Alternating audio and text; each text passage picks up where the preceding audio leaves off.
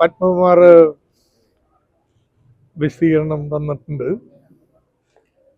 അദ്ദേഹം ഒരു തെറ്റും ചെയ്തിട്ടില്ല എന്നുള്ള നിലപാട് സ്വീകരിക്കുന്നത്. ചോദിച്ചതിനുള്ള മറുപടികളുണ്ട്. അത് പാർട്ടി കമ്മിറ്റി വിശദമായിട്ട് പരിശോധിക്കും. പിന്നെ ചാർജ് ഷീറ്റ് കൂടി വന്നതിന് ശേഷമായിരിക്കും അതിൻ്റെ ലഘുഗുരുത്വം തീരുമാനിക്കാം. അതുവരെയും എല്ലാവിധ പ്രവർത്തനങ്ങളിൽ നിന്നും അദ്ദേഹം മാറി നിൽക്കും. അദ്ദേഹം എല്ലാ പ്രവർത്തനങ്ങളിൽ നിന്നും മാറി നിൽക്കും. പാർട്ടി ചാർജ് ഷീറ്റ് കൂടി വന്നു കഴിഞ്ഞാൽ തീരുമാനമെടുക്കും. ഇല്ല, സസ്പെൻഡ് ചെയ്തിട്ടൊന്നുമില്ല. ശിക്ഷ നടപടിയല്ലേ. ശിക്ഷാ നടപടിയിൽ എന്താണ് അദ്ദേഹം ചെയ്ത തെറ്റ് എന്നുള്ളത് ചാർജ് ഷീറ്റ് വരുമ്പോഴേ വ്യക്തമാവൂ. മാധ്യമങ്ങളിൽ വന്ന കാര്യങ്ങൾ സംബന്ധിച്ചാണ് വിശദീകരണം ആവശ്യപ്പെട്ടത്. അദ്ദേഹം വിശദീകരണം തന്നിട്ടുണ്ട്. ഇല്ല, ചാർജ് ഷീറ്റ് കൂടി വന്ന ശേഷം നമ്മൾ തീരുമാനം എടുക്കത്തുള്ളൂ. അതുവരെയും എല്ലാ പ്രവർത്തനങ്ങളിൽ നിന്നും അദ്ദേഹം മാറി വരും.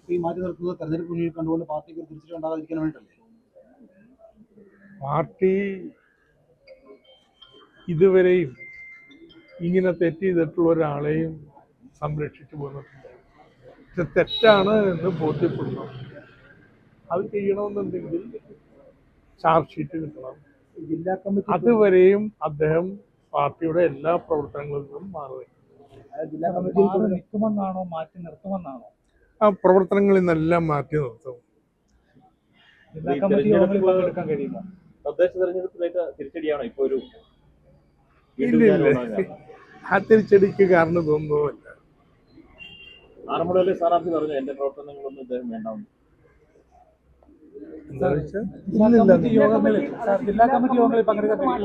ഇതിന്റെ അപ്പുറത്തേക്ക് വിശദീകരണത്തിന്റെ ആവശ്യമില്ലല്ലോ.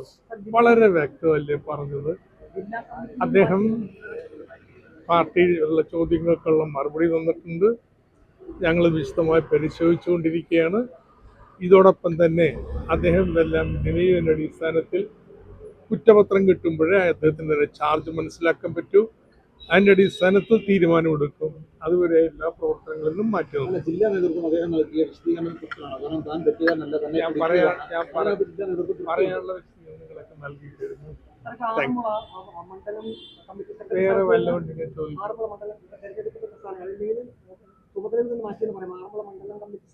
എല്ലാവിധ ചുമതലകളിൽ നിന്നും മാറി നിൽക്കുകയാണ്.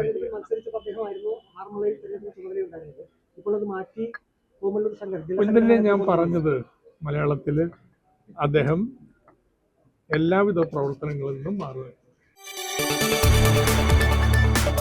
കൂടുതൽ വാർത്തകൾക്ക് news 18 Keralam YouTube channel subscribe ചെയ്യുക.